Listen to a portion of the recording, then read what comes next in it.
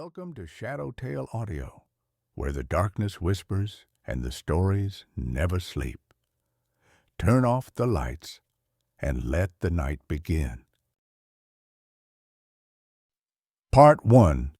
The Invitation to Waverley Street, London, winter of 1889. The city was wrapped in a thick fog that blurred the light from the gas lamps and turned the cobblestone streets into ribbons of shadow.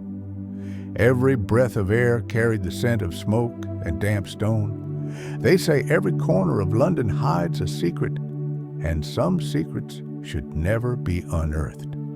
My name is Edward Collins, a private detective. I have seen many strange things in my life. Murders disguised as accidents, lovers' betrayals, and crimes committed in the name of greed. But nothing could have prepared me for the day that letter arrived, sealed with red wax, addressed in trembling handwriting. It said, "Dear Mr. Collins, I need your help with a matter concerning the death of my son. Please come to house number 29 Waverley Street before sunset. Elizabeth Waverley. A case long closed, reopened after 3 years.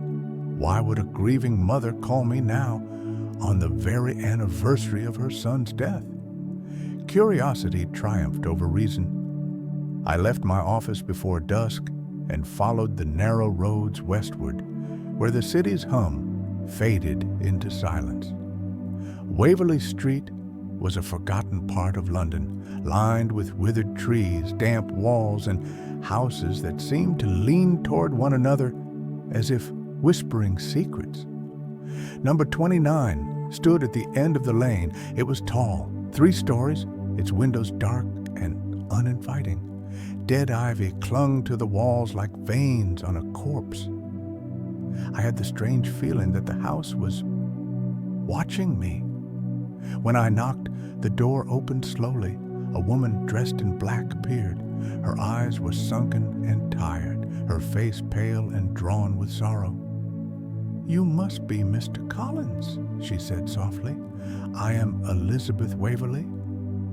Her voice trembled, but there was something else in her expression, a glimmer of fear, or perhaps expectation. She led me into the drawing room, where a large portrait hung above the fireplace, a young boy about 10 years old with golden hair and a gentle smile. His name, she told me, was Thomas. "They said he fell down the stairs," she whispered. "They said it was an accident, but I know it wasn't. Something pulled him, something unseen." A cold shiver ran down my spine. The room felt heavy, as if the air itself resisted movement. "Mrs. Waverley?" I asked quietly. "What makes you believe that?" She did not answer. Instead, her gaze drifted toward the staircase. "Can you hear it?" she murmured. At first, I heard nothing but the ticking of the clock. Then, faintly, a few piano notes floated down from above, soft, halting, like the hands of a child. "My son loved to play," she said, a faint smile crossing her lips. "He still plays whenever it rains." I stared at her, unsure whether to pity or fear her, but the truth was undeniable. There was a piano upstairs, and it was playing. That night, I agreed to stay in the house. I told myself it was only to understand her delusion. Yet, as the candles flickered low and the music ceased mid-note, I felt the strange weight of unseen eyes upon me. It was the moment I realized Waverley House did not belong to the living alone. Part 2. The Shadow on the Stairs. That night, the rain did not stop. It fell against the windows like whispered words, soft but endless. I sat in the guest room that Mrs. Waverley had prepared for me, trying to gather my thoughts.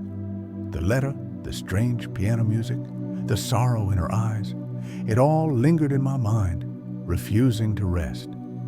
The house was old, built in the late 18th century, and every beam seemed to groan under its own age. The faint smell of damp wood and candle wax filled the air.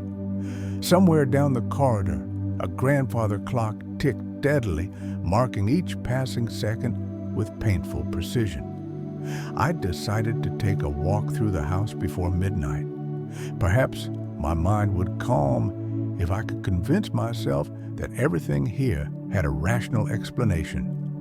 The staircase was narrow, its rail polished smooth by decades of touch. The walls were lined with portraits of the Waverly family, stern faces and dark eyes following my every step. As I reached the second floor, a soft draft passed behind me, though every window was closed. The flame of my candle flickered, almost went out, and for a second, I thought I saw something move at the top of the stairs. A small shadow, quick as breath. There, then gone. I froze. My heart began to race, but I forced myself to continue upward. The corridor above was long and dim, the wallpaper faded and peeling. At the end of it stood a door slightly ajar. From within came the faint scent of dust and varnish. The music room. I pushed the door open. Inside, a grand piano rested beneath a sheet of white cloth. Dust shimmered in the candlelight. I stood for a moment, listening. Silence. Only the faint drip of rain outside. And then one note. Soft, high, deliberate. A single key pressed down by an invisible hand. I stepped closer. The hair on the back of my neck rose. "Is anyone there?" I asked, my voice barely a whisper. No answer. The air felt colder, heavier. I reached out to lift the cloth, my hand trembling, and stopped halfway. Someone was standing behind me. I turned quickly, but there was no one. The corridor was empty, yet I could feel it, the weight of a gaze that was not human. When I finally found the courage to remove the sheet, the piano lay still, its keys untouched. I exhaled shakily, half angry at myself for being frightened. Perhaps it had been the wind, or the old wood shifting under the weight of the storm. I left the room and began to descend the stairs, but halfway down, I noticed something that made my blood run cold. On the last few steps, faint but visible, were small wet footprints like those of a child leading downward from the second floor. I knelt to look closer. The prints were fresh. I could even see the outline of tiny toes. But the wood was dry. There was no mud, no water, nothing that could have made them. I followed them slowly, step by step, until they vanished in front of the parlor door, right before the portrait of young Thomas. The boy's painted eyes seemed to stare straight at me. His smile, gentle and innocent only hours ago, now looked sharper, almost mocking. Mrs. Waverly appeared behind me, her face pale as ivory. "You saw him, didn't you?" she asked in a trembling voice. I hesitated. "Saw what?" "The shadow," she whispered. "He walks the stairs every night before the clock strikes 12. Her eyes filled with tears, but there was a strange calmness in them, as though she had accepted this haunting long ago. "He's waiting for something," she said quietly. "I just don't know what." That night, I returned to my room but did not sleep. For hours I sat by the window, watching the rain slide down the glass. And when the clock finally struck 12, I heard it again, those light, careful footsteps on the stairs, stopping just outside my door. I did not move. I did not breathe.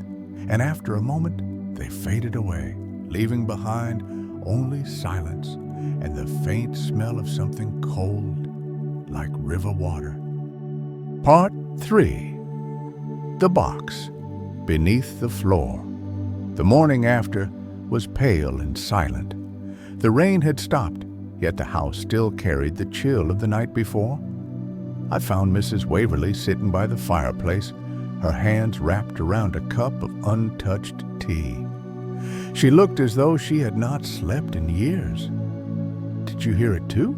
she asked without turning her head. I hesitated. "The footsteps?" Her lips trembled slightly. "Yes, he comes every night. At first I thought it was my mind playing tricks, but then I began to see him." She paused. A shadow the size of a child, standing on the stairs, looking down at me. There was a sorrow in her voice that no madness could imitate.